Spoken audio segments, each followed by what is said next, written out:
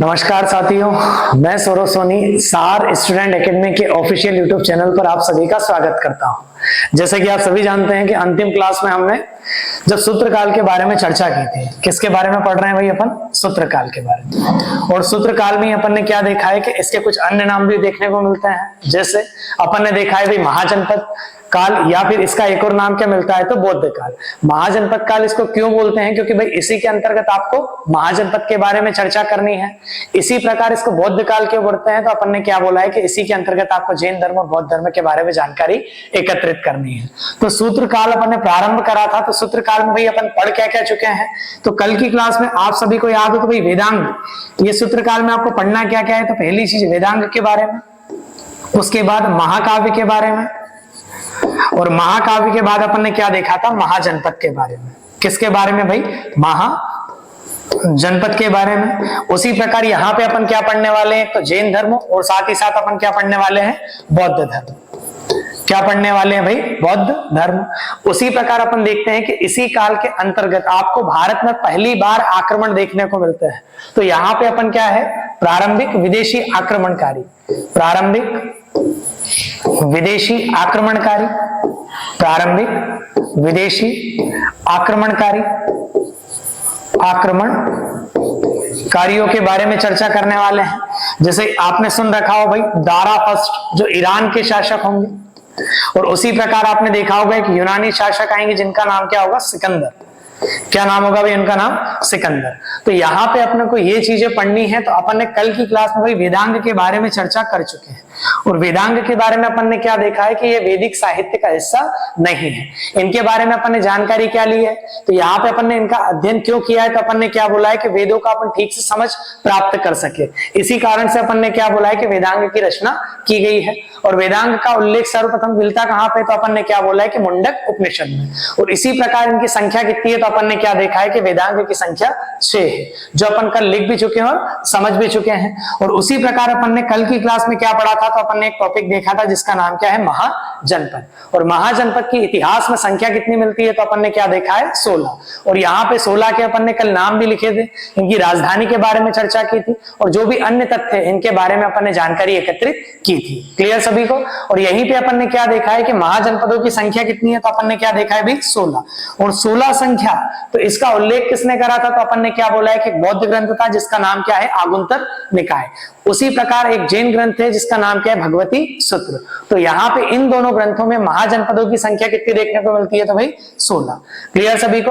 तो आज की क्लास में अपन प्रारंभ क्या करने वाले हैं भाई? महाकाव्य। क्या पढ़ेंगे भाई आज अपन? महाकाव्य। और महाकाव्य के बाद ही कभी मान लो कि अपने को समय मिल गया तो अपन यहाँ पे क्या पढ़ेंगे? तो यहाँ पे अपन ने याद हो तो मगध के बारे में चर्चा करी थी, और मगध में अपन ने 3 आरंभिक राजवंश के बारे में लिखा था। याद हो तो भाई सभी को? अपन ने इसकी ट्रिक बनाई थी हसन करके। और हा से क्या था? हर्यक वंश, शा से क्या था? शिशुनाग वंश, और ना से नंद वंश। तो आज की क्लास में मेरी महत्वपूर्ण भूमिका होगी कि भाई अपन महाकाव्य के बारे में चर्चा करें और मगध के जितने भी आरंभिक राजवंश हैं उनके बारे में चर्चा करें। और कभी मान लो कि आज की क्लास में अपने को समय मिलता है तो अपन क्या पढ़ने वाले हैं भाई? प्रारंभिक विदेशी आक्रमणकारी, प्रारंभिक विदेशी आक्रमणकारी, जिसमें अपन ईरान के हकमानी वंश के बारे में चर्चा करेंगे, और सिकंदर जो इंडो ग्रीक शासक थे उनके बारे में अपन चर्चा करने वाले हैं। क्लियर सभी को? और उसके बाद फिर अपनी क्लास होगी बौद्ध धर्म की। तो बौद्ध धर्म को अपन 2 क्लास में समाप्त करने का प्रयास करेंगे।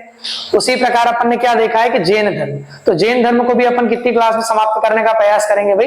2 क्लास में। क्लियर है? जिसमें आपका कॉन्सेप्ट भी क्लियर हो जाएगा और साथ ही साथ अपन ने क्या बोला है कि आपको डाटा भी मिल जाएगा। क्लियर? चलो भाई आज की क्लास अपन प्रारंभ करते हैं महाकाव्य से।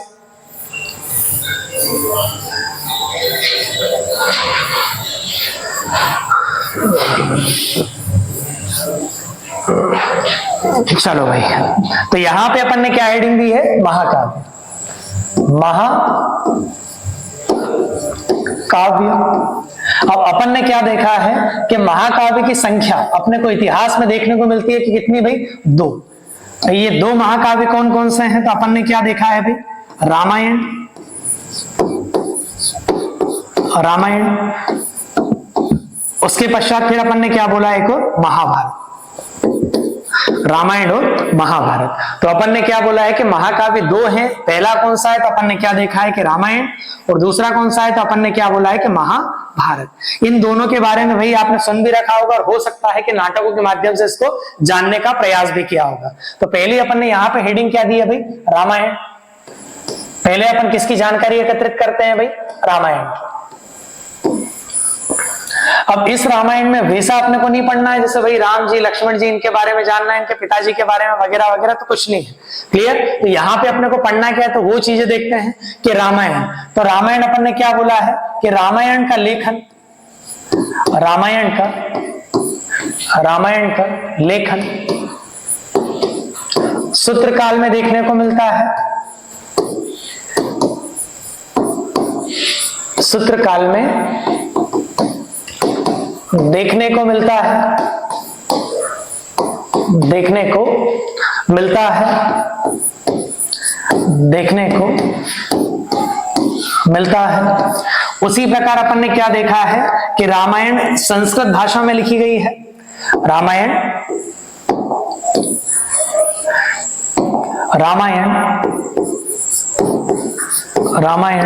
संस्कृत भाषा में लिखी गई है, संस्कृत भाषा में लिखी गई है, लिखी गई है। और इसके लेखक या रचनाकार कौन है भाई, आप सभी जानते हैं। इसके रचनाकार कौन है, तो रचनाकार अपन ने क्या देखा है कि रामायण का लेखन कार्य किसने किया, तो अपन ने क्या देखा है, महर्षि वाल्मीकि, महर्षि वाल्मीकि। क्लियर है सभी को। जिन्हें उपाधि दी गई है, जिन्हें उपाधि दी गई है आदि कवि की, क्या उपाधि दी गई है भैया इन्हें, आदि कवि की। उसी प्रकार अपन ने क्या देखा है कि जो रामायण है, तो रामायण को भारत का आदि महाकाव्य कहा जाता है। रामायण को भारत का, रामायण को भारत का आदि महाकाव्य, आदि महाकाव्य, आदि महाकाव्य कहा जाता है, कहा जाता है। उसी प्रकार एक और चीज लिखना है यहां पे, इसमें मुख्यतः, इसमें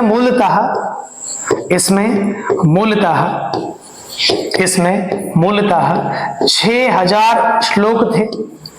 कितने श्लोक थे भाई, 6000 श्लोक थे, जो आगे 12,000 हुए, 12,000 हुए। और वर्तमान में अंततः, और वर्तमान में इन श्लोकों की संख्या, वर्तमान में इन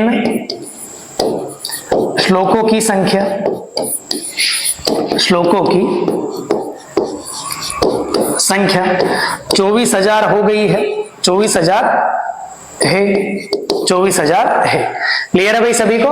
एक दो पॉइंट और नोट करने हैं, तो कभी आप बोलो तो साइड में लिख लें। तो चलो भाई वापस से उसको समझते हैं कि जो रामायण का लेखन है, तो रामायण का लेखन अपन ने देखा है कि किस काल में देखने को मिलता है, तो अपन ने क्या बोला है भाई, सूत्र काल में। चीजें क्लियर। उसी प्रकार अपन ने क्या देखा है कि जो रामायण है, वो रामायण किस भाषा में लिखी गई है, तो अपन ने क्या बोला है भाई, संस्कृत भाषा में। क्लियर सभी को। उसी प्रकार अपन ने क्या देखा है कि रामायण के रचनाकार कौन है, तो रामायण के रचनाकार के रूप में अपन ने क्या देखा है भाई, महर्षि वाल्मीकि। क्लियर सभी को। और इन्हें किनकी उपाधि दी गई है, तो अपन ने क्या बोला है कि इन्हें आदि कवि के नाम से भी जाना जाता है। क्लियर भाई। उसी प्रकार अपन ने क्या देखा है कि रामायण को भारत का आदि महाकाव्य कहा जाता है। क्या कहा जाता है भाई, भारत का आदि महाकाव्य कहा जाता है।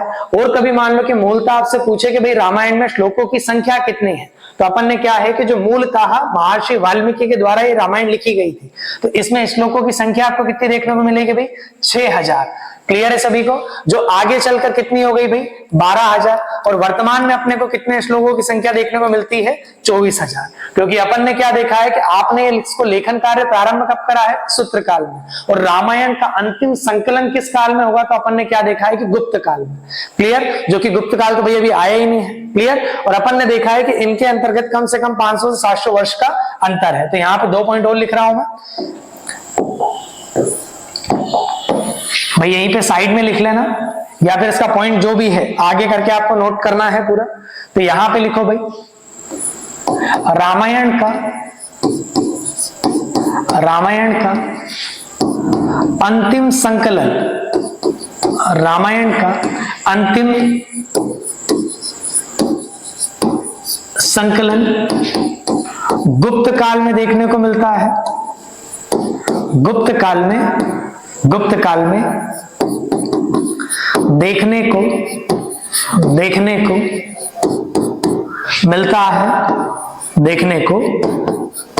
मिलता है। एक पॉइंट और लिखना है यहां पे कि रामायण को 7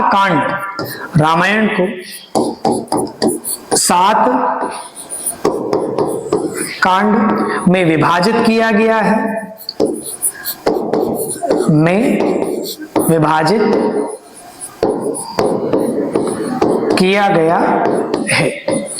क्लियर सभी को? तो यहां पे अपन ने क्या देखा है कि जो रामायण की चर्चा अपन ने की है, इसका अंतिम संकलन आपको किस काल में देखने को मिलेगा? तो अपन ने क्या बोला है कि गुप्त काल में। उसी प्रकार अपन ने क्या देखा है कि रामायण को कितने कांडों में विभाजित किया है? तो अपन ने क्या बोला है भाई 7 कांड में। जैसे आपने किष्किंधा कांड का नाम सुना होगा, तो इसी प्रकार रामायण को कितने कांड में विभाजित किया है? तो भाई 7 कांड में विभाजित किया गया है। क्लियर सभी को? तो रामायण के बारे में इतनी ही जानकारी आपको लेनी है। और यहाँ पे 1-2 पॉइंट और लिख देते हैं। जैसे रामायण का मूलतः कौन सी भाषा है? तो अपन ने क्या देखा है भाई? संस्कृत भाषा। उसी प्रकार अपन ने क्या देखा है कि रामायण का, चलो भाई नेक्स्ट पॉइंट से लिख देते हैं अपन नेक्स्ट स्लाइड में। 2 पॉइंट और लिखो भाई इसमें। रामायण को तमिल भाषा में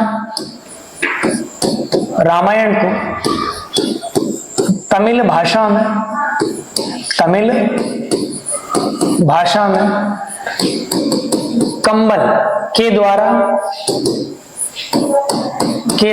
रूपांतरित किया गया।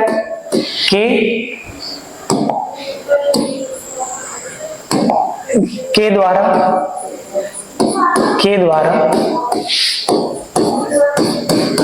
रूपांतरित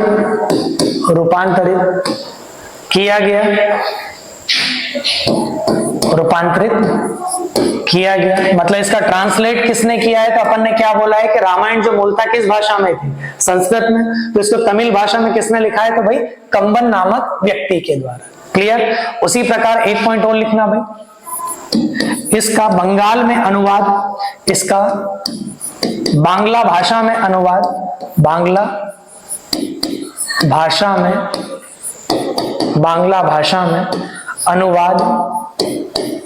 कीर्तिवास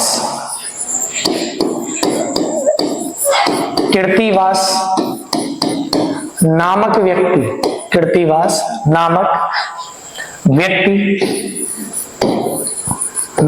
व्यक्ति के द्वारा किया गया।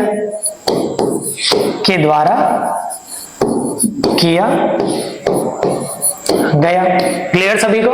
तो अपन ने क्या देखा है कि जो रामायण है इसका तमिल भाषा में अनुवाद किसने करा है? तो कम्मन के द्वारा। उसी प्रकार अपन ने क्या देखा है कि इसका बांग्ला भाषा में अनुवाद किसने करा है? तो अपन ने क्या देखा है भाई कीर्तिवास नामक व्यक्ति के द्वारा। चीजें क्लियर है सभी को? तो अपन ने क्या देखा है कि रामायण को सूत्र काल में अपन ने लेखन प्रारंभ करा। इसकी मूलतः भाषा कौन सी थी? तो अपन ने क्या देखा है कि संस्कृत भाषा थी। उसी प्रकार अपन ने देखा है कि रामायण के वास्तुकार या फिर इसके रचनाकार कौन थे? तो अपन ने क्या देखा है? महर्षि वाल्मीकि। क्लियर सभी को? उसी प्रकार अपन ने क्या समझा है कि जो रामायण में मूलतः आपको श्लोकों की संख्या मिलती है, तो वो कितनी मिलती है? 6000। और इसका अंतिम संकलन अपन किस काल में करा है? तो अपन ने क्या देखा है कि गुप्त काल में किया है। इसी कारण से वर्तमान में अपने को श्लोकों की संख्या 24,000 देखने को मिलती है।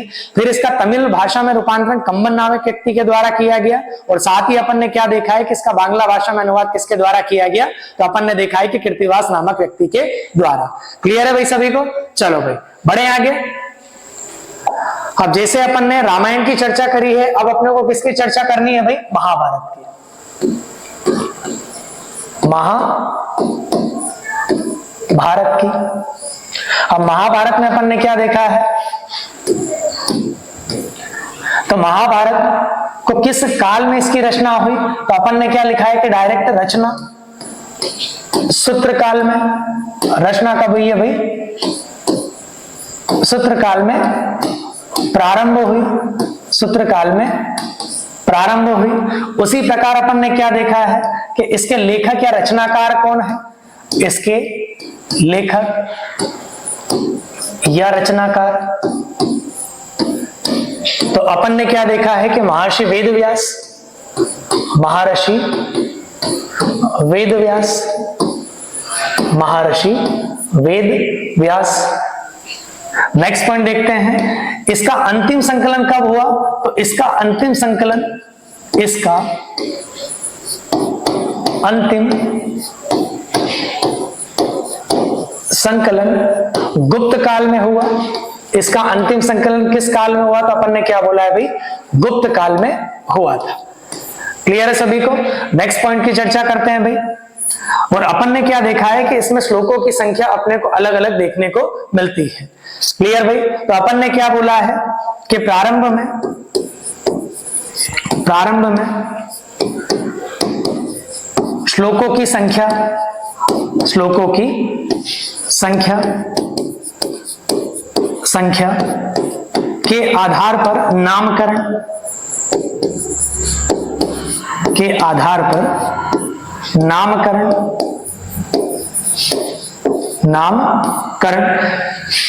नेक्स्ट पॉइंट लिखते हैं भाई। तो यहां पे अपन ने क्या देखा है कि इसका अंतिम संकलन किस काल में हुआ? तो अपन ने क्या बोला है भाई? गुप्त काल में। इसके रचनाकार कौन है? तो अपन ने क्या बोला है कि भाई वेदव्यास। उसी प्रकार इसकी रचना प्रारंभ कब हुई थी? तो अपन ने क्या बोला है भाई? सूत्र काल में। क्लियर? तो यहां पे अपन ने क्या बोला है कि इसमें जब 8000 श्लोक थे, कितने श्लोक थे भाई? 8000 श्लोक थे, तो इसे जय संहिता कहा जाता था। जय संहिता कहा जाता था। उसी प्रकार जब इसमें 24,000 श्लोक हुए, 24,000 श्लोक हुए, तो इसे भारत के नाम से जाना जाता था।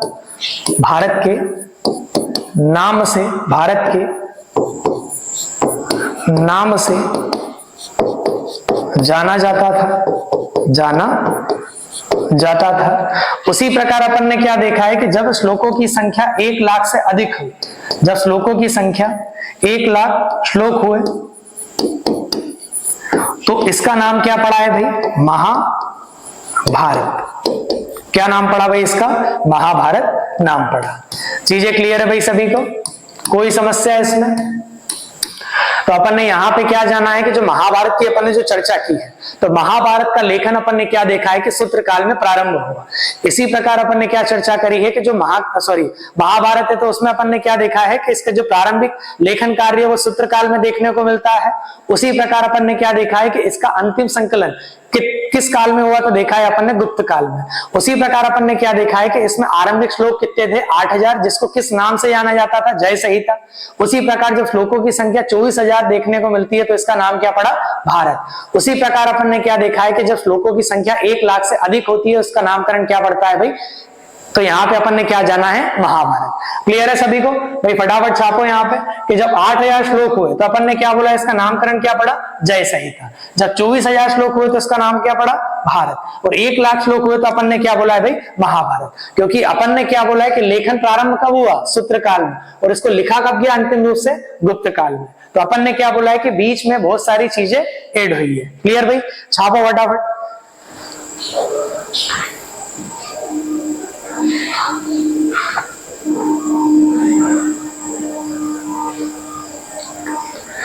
चलो भाई, यहीं पे 1-2 पॉइंट और लिख लो। इसका तमिल भाषा में अनुवाद, इसका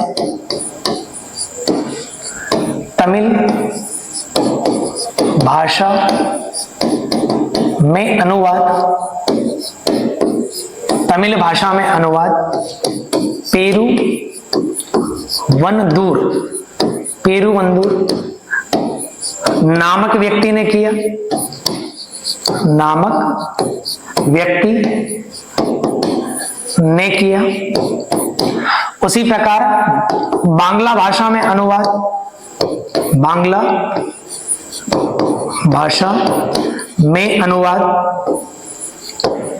में अनुवाद विद्वानों की मंडली, विद्वानों की मंडली, विद्वानों की मंडली के द्वारा किया गया, के द्वारा किया गया। क्लियर भाई? तो अपन ने क्या बोला है कि तमिल भाषा में रूपांतरण किसने कराया? तो पेरुवंदूर नामक व्यक्ति ने।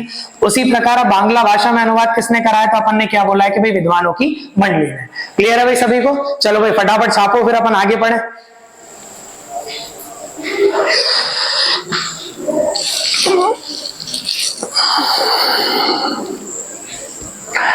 हो गया भाई सभी का? तो ये चीजें भाई आपको याद रखना है क्योंकि सीधे सीधे एग्जाम में क्वेश्चन ये बनने वाले हैं। क्लियर भाई?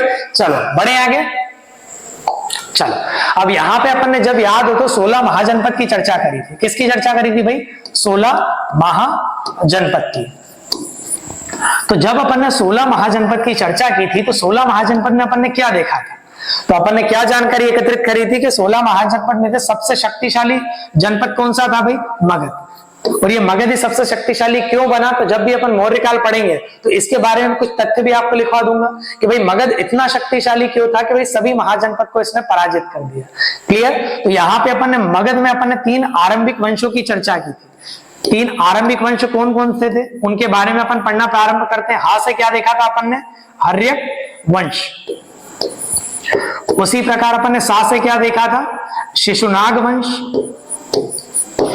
शिशुनाग वंश। और ना से अपन ने क्या देखा है कि नंद वंश। क्या देखा है भाई? नंद वंश। चीजें क्लियर है? तो भाई अब अपन यहाँ पे ये चीजें पढ़ना प्रारंभ करेंगे। और लास्ट क्लास में मैंने आपको समझाया था कि नंद वंश के अंतिम शासक कौन थे? तो अपन ने क्या देखा है कि घनानंद। और घनानंद को ही पराजित किसके द्वारा किया जाता है? तो अपन ने क्या बोला है कि चंद्रगुप्त मौर्य के द्वारा। और फिर वहीं पे मगध पे अपन ने देखा है कि किस वंश की स्थापना होगी? तो अपन ने यहाँ पे क्या समझा है कि मौर्य वंश की यहाँ पे स्थापना देखी जाएगी। क्लियर है भाई सभी को? चलो तो यहाँ पे भाई अपने को अब ये चीजें पढ़नी है कि मगध पे आरंभिक राजवंश। हेडिंग सभी दो।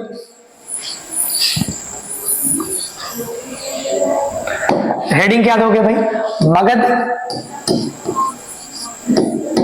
के आरंभिक, मगध के, इसको भाई ऊपर लिख देता हूं तो फिर अपना को जगह कम पड़ने वाली है। मगध के आरंभिक राजवंश, आरंभिक राजवंश। भाई ट्रिक सबको याद रखनी है, साइड में लिख लो। ह स न। हा से सबसे पहले मगध पे कौन सा वंश स्थापित होगा? भाई इसका क्रम भी पूछा जाएगा कि मगध पर जो शासन करने वाले हैं तो राजवंश का क्रम बताओ। तो आपको ट्रिक याद क्या रखनी है भाई? हसन करके।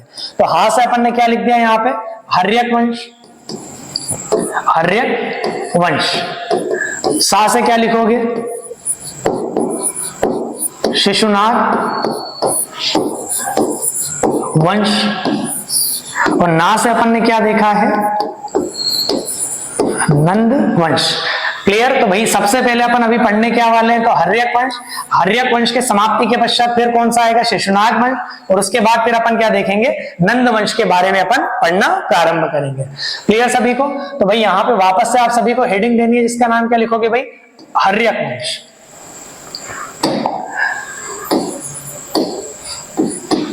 हर्यक वंश। तो भाई पहला नाम लिखना है आप सभी को बिंबसार।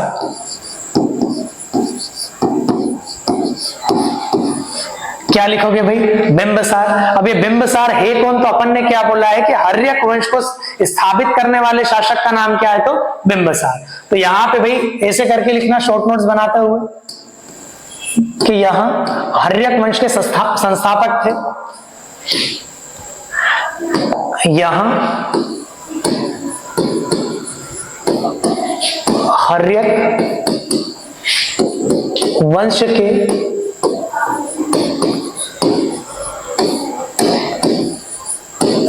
संस्थापक थे। दूसरा बिंदु लिखो राजधानी, इनके द्वारा राजधानी किसको बनाया गया था?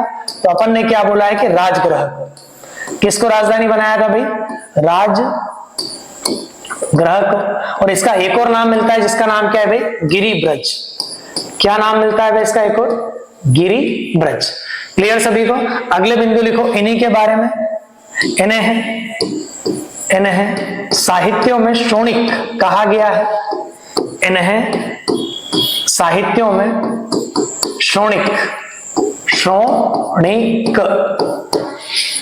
इन्हें साहित्यों में शोणिक कहा गया है। क्लियर सभी को? चलो भाई, अब यहां पे अपन ने क्या देखा है कि जो बिंबसार है, तो बिंबसार के द्वारा अपन ने क्या बोला है कि हर्यक वंश की स्थापना की गई। और यहाँ पे इनकी राजधानी क्या थी? तो अपन ने क्या देखा है कि इनकी राजधानी क्या थी? तो राजगृह। और इसका एक और नाम क्या मिलता है? गिरिब्रज। उसी प्रकार अपन ने क्या बोला है कि साहित्यों में इनका एक और नाम क्या मिलता है? तो अपन ने क्या बोला है कि शोणिक इनको कहा जाता था। क्लियर सभी को? अब बिंबसार के द्वारा जो अपना साम्राज्य का विस्तार किया गया है, तो साम्राज्य का विस्तार भाई दो तरीके से हो सकता है। पहला अपन क्या कर सकते हैं कि महाजनपदों में अपन विवाह संबंध स्थापित कर ले। कभी मान लो कि विवाह संबंध स्थापित कर लिया तो वो राजवंश आप पे आक्रमण नहीं करेगा, और कभी मान लो कि कोई अन्य आक्रमणकारी आपसे युद्ध करता है तो वो आपका सहयोग की भूमिका निभाएंगे। उसी प्रकार अपन ने क्या बोला है कि किसी महाजनपद को जीतना है या किसी क्षेत्र को जीतना है तो डायरेक्ट आप क्या कर सकते हो भाई? उनसे युद्ध भी कर सकते हो। तो अपन ने क्या देखा है कि बिंबसार। और भाई इस वंश को एक और नाम से जानते हैं जिसका नाम क्या है? यहीं पे लिख लो भाई, हर्यक वंश के साइड में ही। इस वंश को पितृहंता वंश के नाम से भी जाना जाता है।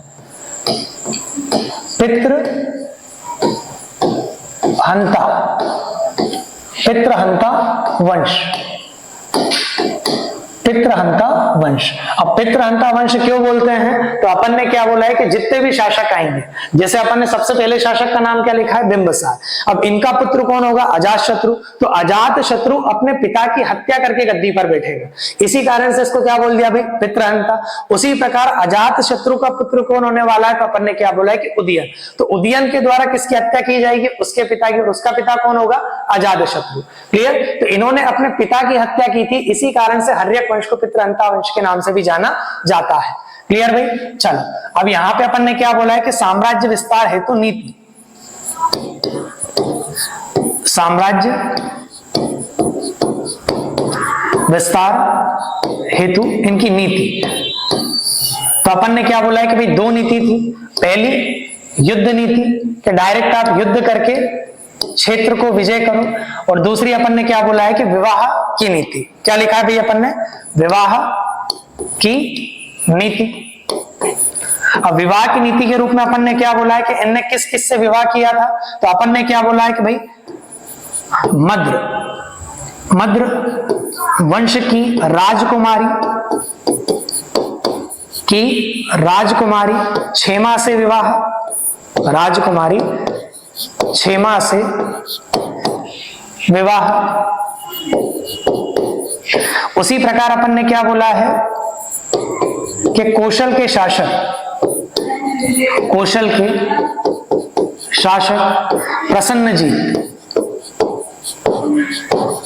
प्रसन्नजीत की पुत्री महाकोशला से विवाह। महाकोशला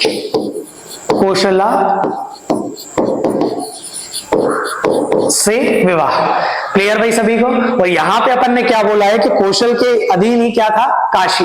और अपन ने क्या बोला है कि जब बिंबसार का विवाह किससे होता है? महाकोशला से। तो उनको दहेज के रूप में काशी को प्राप्त किया जाता है, तो काशी मिलता है। तो अपन ने क्या बोला है कि यहाँ भारत में दहेज प्रथा के प्राचीनतम साक्ष्य।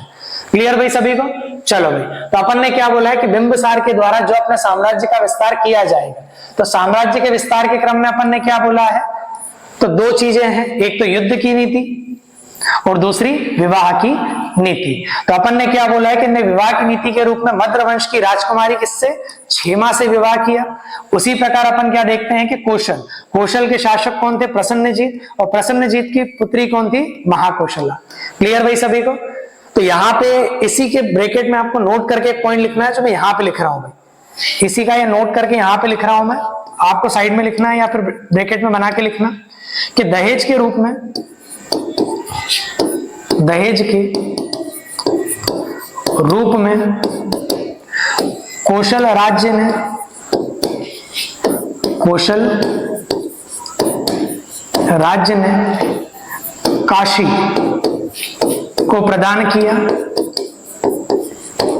प्रदान किया, जो कि दहेज प्रथा के, दहेज प्रथा के प्रारंभिक साक्ष्य हैं, प्रारंभिक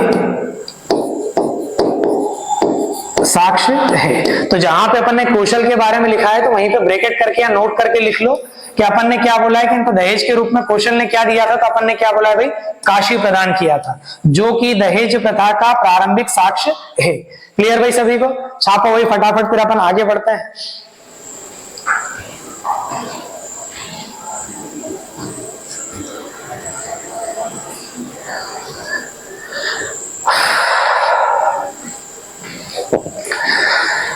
चलो भाई, हो गया सभी का? बढ़े आगे, हो गया? चलो भाई, तो अपन ने ये सारी की सारी चीजें अपन ने लिखी है। अब यहीं पे देखो भाई कि अपन ने बिंबसार के बारे में सारी की सारी जानकारी एकत्रित करी। उसी प्रकार देखते हैं कि बिंबसार के बाद, जैसे आपने बिंबसार के बारे में सारी चीजें लिख चुके हैं अपन,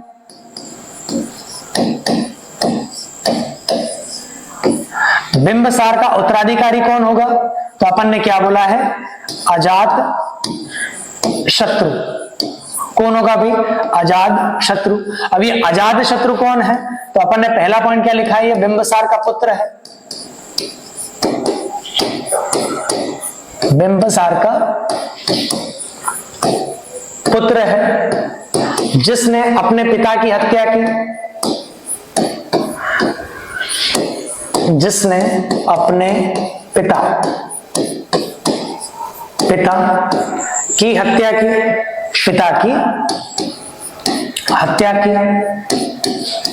उसी प्रकार अपन देखते हैं भाई, अजात शत्रु की राजधानी क्या थी जब ये गद्दी पर बैठा, तो अपन ने क्या बोला है कि इसकी राजधानी भी क्या थी, तो अपन ने क्या बोला है कि राजगृह। क्या राजधानी थी भाई इसकी, राजगृह। उसी प्रकार अपन देखते हैं कि इसके शासनकाल में क्या हुआ, शासन काल में गतिविधि, गतिविधि। तो कौन कौन सी गतिविधि हुई, तो पहला अपन ने क्या बोला है कि इसने काशी और कौशल, काशी और कौशल, काशी और कौशल को युद्ध के माध्यम से, युद्ध के माध्यम से अपने राज्य में मिलाया, अपने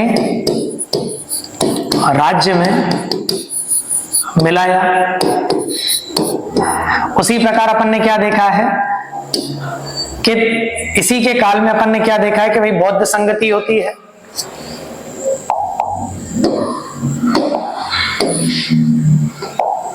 इसी के काल में, इसके काल में प्रथम बौद्ध संगति, इसके काल में प्रथम बौद्ध संगति, प्रथम बौद्ध संगति का आयोजन हुआ, का आयोजन हुआ। उसी प्रकार अपन ने क्या देखा है, इसी समय महात्मा बुद्ध, इसके इसी समय महात्मा बुद्ध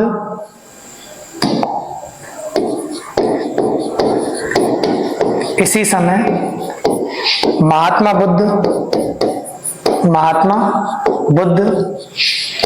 को निर्वाण की प्राप्ति हुई, को निर्वाण की प्राप्ति हुई।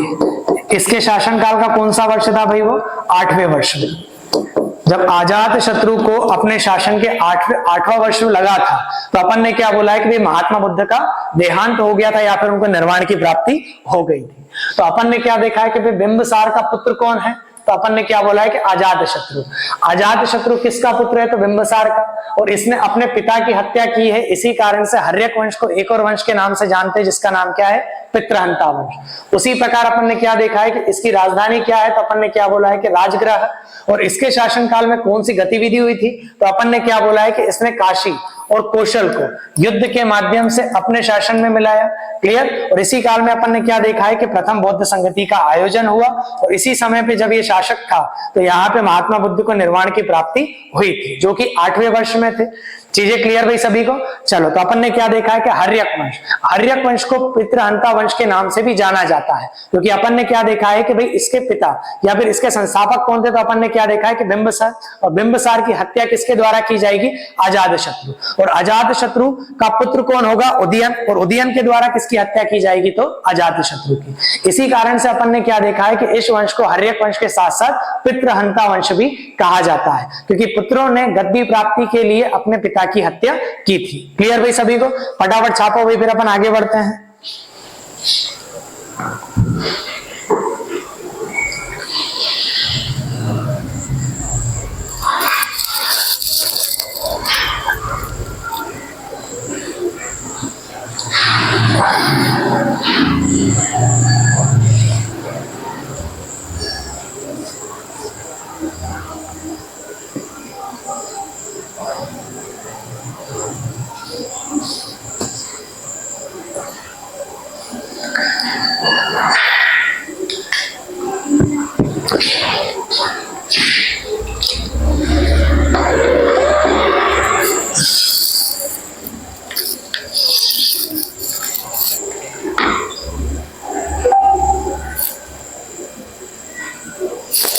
चलो भाई, क्लियर सभी को। तो यहाँ पे अपन ने क्या है भाई, दो शासक के नाम लिखे। अजात शत्रु का पुत्र कौन होगा, तो अजात शत्रु का पुत्र कौन होगा भाई, उदयन। कौन होगा इसका पुत्र भाई, उदयन। चीजें क्लियर सभी को। तो पहला शासक कौन है, बिंबिसार, उसका पुत्र कौन है, अजात शत्रु। अजात शत्रु का पुत्र कौन होगा, उदयन। चलो भाई, अब उदयन के बारे में जानकारी एकत्रित करते हैं। उदयन भाई, ये शासक इंपॉर्टेंट है, क्योंकि अपन ने क्या बोला है कि इसी शासक के द्वारा पाटलिपुत्र नगर की स्थापना की गई, और पाटलिपुत्र को यही शासक राजधानी बनाएगा। क्लियर सभी को। तो अपन ने क्या बोला है कि यहाँ अजात शत्रु का पुत्र है, यहां अजात शत्रु का पुत्र है। सेकंड पॉइंट लिखो, इसकी राजधानी क्या थी भाई, तो ये इंपॉर्टेंट है, इसको टिक कर लेना भले से। इसकी राजधानी क्या थी, तो अपन ने क्या बोला है भाई, पाटलिपुत्र। पाटलिपुत्र। क्लियर सभी को। तो अपन ने क्या बोला है कि उदयन के द्वारा राजधानी किसको बनाया गया भाई, पाटलिपुत्र को। पहले राजधानी क्या थी, राजगृह, और उदयन ने अपने शासन काल में इसकी राजधानी क्या बनी भाई, पाटलिपुत्र। और पाटलिपुत्र का एक और नाम क्या मिलता है, तो भाई कुसुम नगर। क्या नाम मिलता है भाई, कुसुम नगर। चीजें क्लियर भाई सभी को। तो अपन ने क्या देखा है कि उदयन, उदयन किसका पुत्र था, तो अपन ने क्या बोला है कि अजात शत्रु का। इसकी राजधानी कौन सी है, तो अपन ने क्या बोला है कि भाई पाटलिपुत्र, जिसका एक और नाम क्या मिलता है, कुसुम नगर। क्लियर सभी को। उसके बाद फिर अपन देखते हैं कि इस वंश का अंतिम शासक कौन होता है, तो अंतिम शासक कौन है भाई, नागदशक। नागदशक, इसके बारे में लिखो भाई। यहां इस वंश का, यहां इस वंश का अंतिम शासक था, अंतिम शासक था।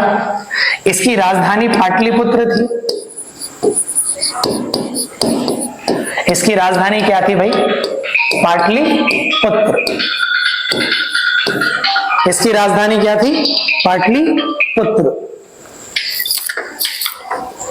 मुझे रघु सर को फोन लगाओ तो पूछो क्या कह रहा है, ऊपर है।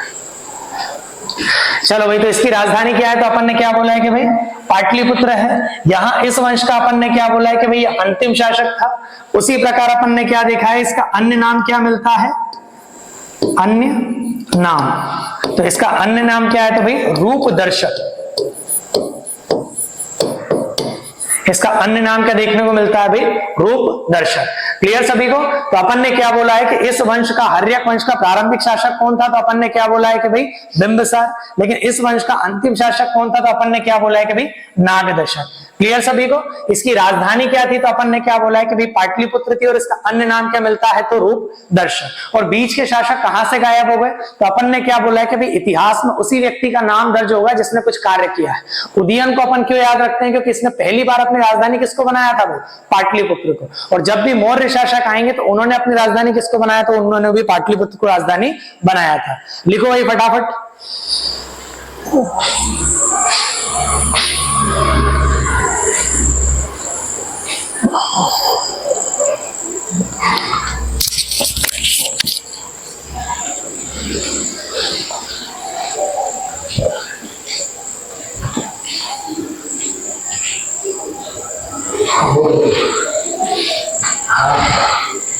चल यहीं आ जाए, तो काम हुआ बस 5-7 मिनट में ही जा। चलो भाई हो गया सभी का। तो यहाँ पे भाई अपन ने हर्यक वंश के बारे में जानकारी एकत्रित कर ली है। क्लियर सभी को? यहाँ पे नोट कर लो फटाफट, फिर भाई अपन आगे बढ़ते हैं।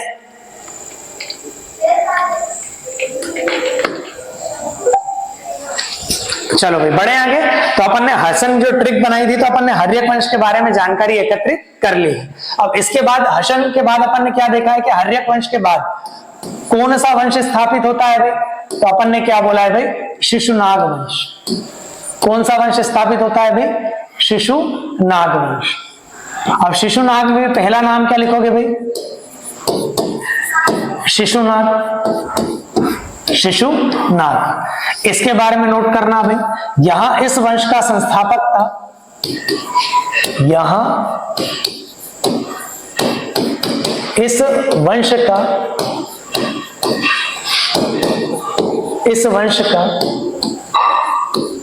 संस्थापक था। इसकी राजधानी क्या थी? तो अपन ने क्या देखा है भाई? इसकी राजधानी पाटलिपुत्र थी। इसकी राजधानी क्या है? पाटलिपुत्र। पाटलिपुत्र। उसी प्रकार अपन ने क्या बोला है कि इसके द्वारा अवंती महाजनपद को जीता गया। इसके द्वारा अवंती महाजनपद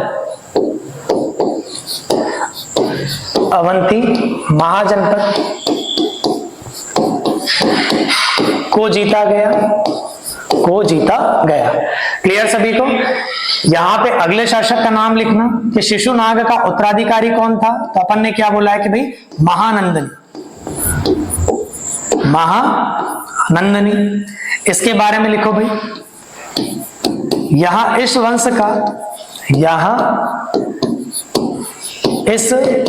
का अंतिम शासक था। इस वंश का अंतिम शासक था।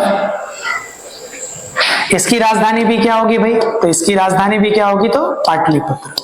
क्या होगी इसकी राजधानी भाई? पाटलिपुत्र। क्लियर सभी को? उसी प्रकार अपन ने क्या देखा है? सॉरी भाई, एक शासक का नाम छूट गया है, तो ये महानंदनी के पहले भी एक शासक आएगा। इसके एक शासक के बारे में अपन ने जानकारी नहीं ली है, तो इसको अपन पॉइंट को बाद में लिखेंगे। पहले भाई आप इतना नोट करो। उसके बाद शिशुनाग के बाद अपने को अगली चर्चा करनी है कालाशोक के बारे में। क्लियर?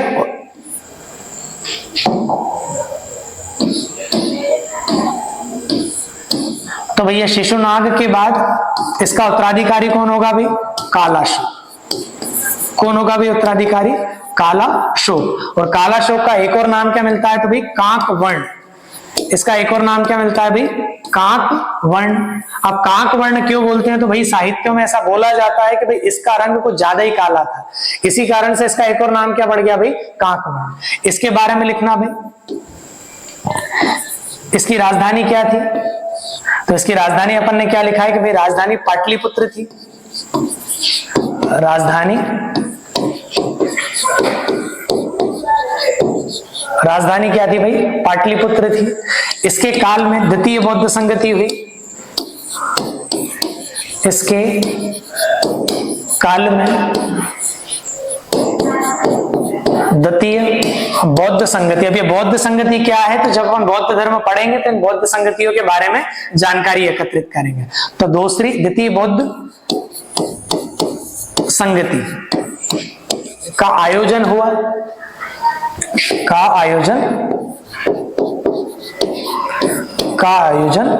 हुआ। क्लियर है भाई सभी को?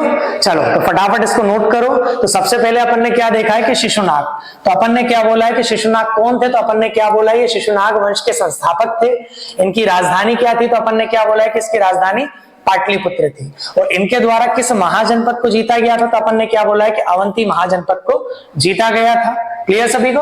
उसके बाद अपन ने यहाँ पे क्या लिखा है भाई? कालाशोक या फिर काकवर्ण। तो शिशुनाग का उत्तराधिकारी कौन था? तो कालाशोक था, जिसकी राजधानी भी क्या थी भाई?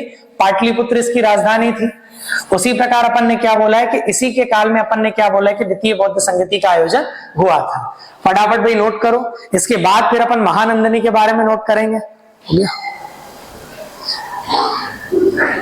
चलो भाई हो गया सभी का। अभी कालाशोक के बाद अगले शासक कौन आएंगे? तो अपन ने क्या बोला है कि महानंदनी।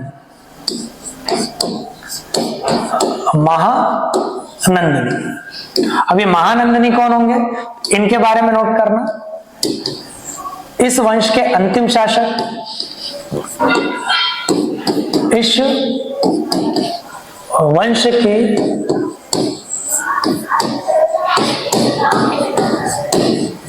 अंतिम शासक थे। इनकी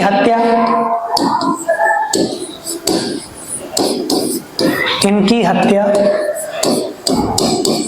महापद्मनन, इनकी हत्या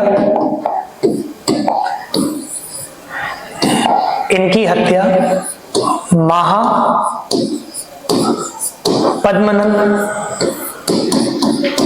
के द्वारा की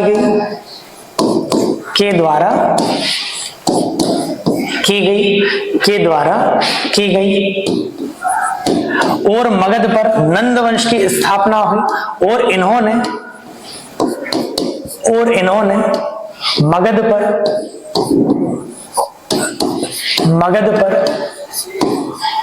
नंद वंश की स्थापना की।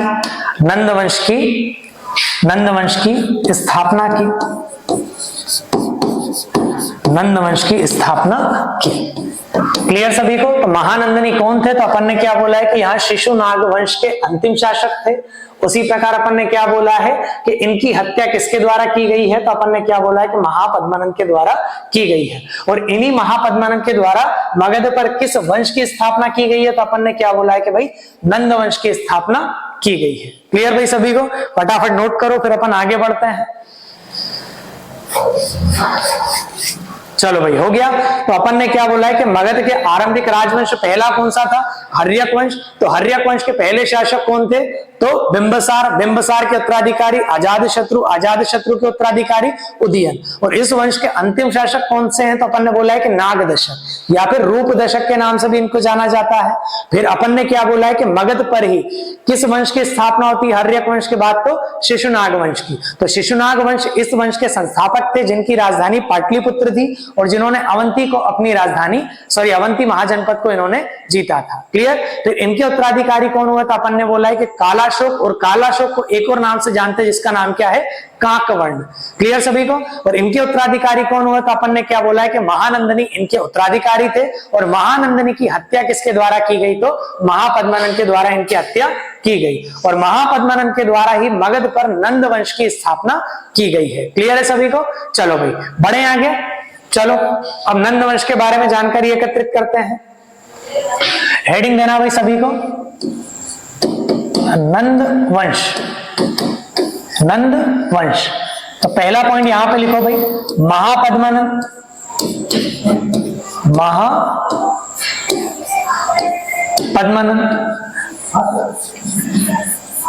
अब ये महापद्मनन थे कौन? तो भाई इनके बारे में जानकारी लो। तो पहला बिंदु क्या लिखोगे? नंद वंश के संस्थापक थे। नंद वंश के नंद वंश के संस्थापक थे। इनकी राजधानी पाटलिपुत्र थी। इनकी राजधानी कहां पर है भाई? इनकी राजधानी पाटलिपुत्र है। उसी प्रकार अपन ने क्या बोला है कि यहां मगध पर,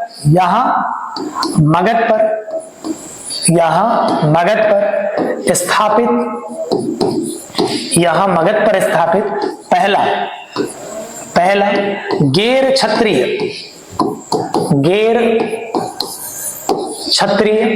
राजवंश था। गैर क्षत्रिय राजवंश था। नेक्स्ट पॉइंट लिखना भाई, महापद्मानंद के द्वारा फिर अपन ने क्या बोला है कि कुछ नीतियों का पालन किया गया, फिर उन्हें विस्तार करने का प्रयास किया। तो यहां पे अपन ने क्या बोला है कि साम्राज्य विस्तार। तो साम्राज्य विस्तार के लिए इन्होंने क्या किया? तो साम्राज्य विस्तार के लिए अपन ने क्या बोला है? इन्होंने कलिंग को जीता। इन्होंने कलिंग को जीता और वहां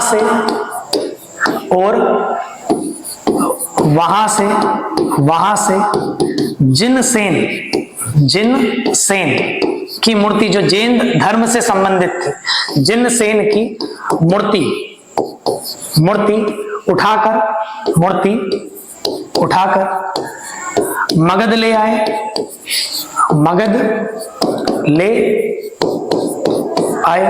क्लियर सभी को? उसी प्रकार अपन ने क्या बोला है कि यह पहले शासक थे, यह प्रथम शासक थे जिन्होंने अश्मक महाजनपद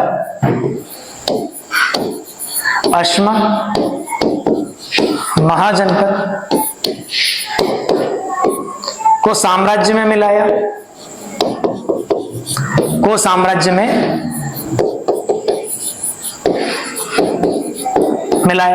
क्लियर सभी को? तो यहाँ पे भाई अपन ने महापद्मानंद के बारे में जानकारी एकत्रित करी। तो महापद्मानंद थे कौन? तो पहला बिंदु अपन ने क्या बोला है कि नंद वंश के संस्थापक थे। भाई इनकी राजधानी कहाँ पे थी? तो इनकी राजधानी अपन ने क्या बोला है कि भाई पाटलिपुत्र में थी। उसी प्रकार अपन ने क्या बोला है कि यहाँ मगध पर स्थापित होने वाला पहला गैर क्षेत्रीय राजवंश था।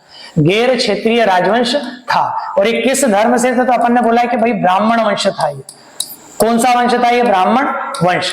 इसका मतलब क्या है कि अपन ने क्या बोला है कि हर्यक वंश हो या फिर अपन ने क्या बोला है कि शिशुनाग वंश, ये दोनों क्षत्रिय वंश थे। क्लियर सभी को? इन्होंने साम्राज्य विस्तार के लिए पहली चीज अपन ने क्या देखा है कि इन्होंने कलिंग को जीता। किसको जीता भाई? कलिंग को जीता। और वहां से किसकी मूर्ति उठा के लेके आए भाई? जिन सेन की मूर्ति उठाकर कहां पे लेके आ गए भाई? मगध में। और इसकी जानकारी आपको कहां से मिलती है? तो वहीं पे नोट करके लिख लेना, कहीं पे साइड पे नोट करके लिखो भाई। खारवेल के हाथी गुम्फा अभिलेख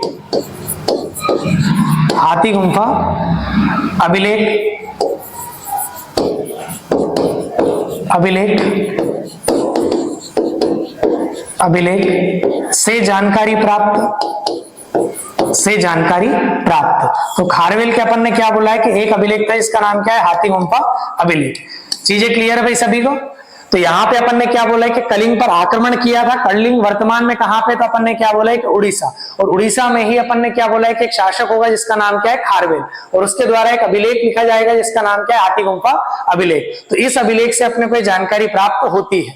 और ये पहले शासक थे जिन्होंने नर्मदा नदी के किनारे स्थित अश्मक महाजनपद को अपने साम्राज्य में मिलाया था। क्लियर है भाई सभी को? चलो भाई फटाफट छापते चलो।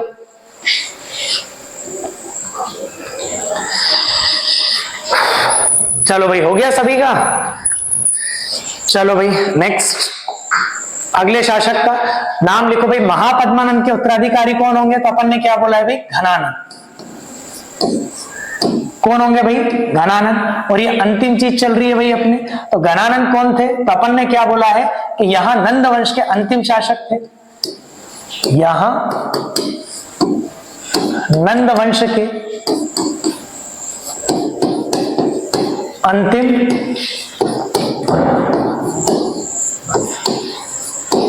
शासक थे। और इनके पुरोहित कौन थे भाई? नेक्स्ट पॉइंट लिखो, किसके पुरोहित की बात चल रही है भाई? घनानंद के। तो डायरेक्ट मैं क्या लिख रहा हूं? पुरोहित। इनके पुरोहित कौन थे? तो पुरोहित में अपन ने क्या बोला है कि भाई चाणक्य इनके पुरोहित थे। चाणक्य, या फिर एक और नाम क्या मिलता है इनका? कौटिल्य।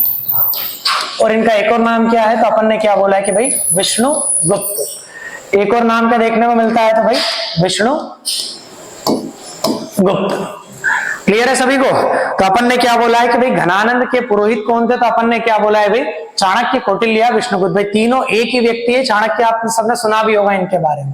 क्लियर भाई सभी को? तो अपन ने बोला है कि घनानंद के समय ही अपन ने क्या बोला है कि भारत पर सिकंदर का आक्रमण हुआ। सिकंदर का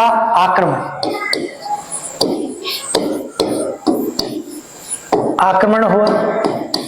उसी प्रकार अपन ने भाई कहानी आपको बार बार सुना दी है कि अपन ने क्या देखा है कि नंद वंश के अंतिम शासक कौन है? तो अपन ने क्या बोला है कि घनानंद। और घनानंद ने अपने पुरोहित कौटिल्य या चाणक्य का अपमान किया। और फिर अपन ने क्या बोला है कि भाई कौटिल्य का अपमान किया तो उन्होंने क्या बोला है कि जब तक मैं नंद वंश को समाप्त नहीं कर देता, जब तक मैं अपने केश को नहीं बांधूंगा।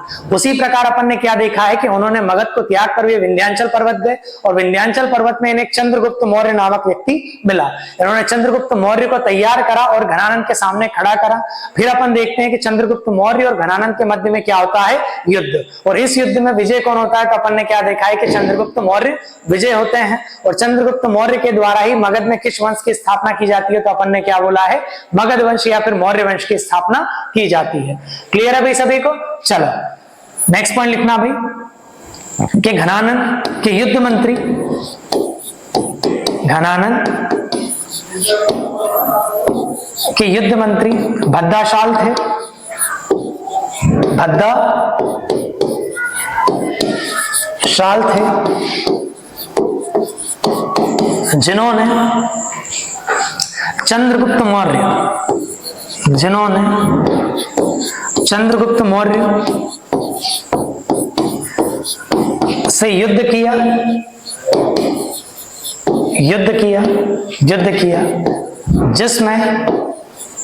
जिसमें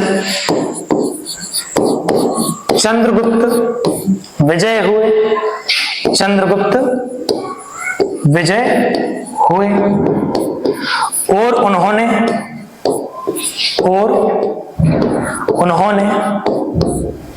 मगध पर मौर्य वंश की स्थापना की। मौर्य वंश की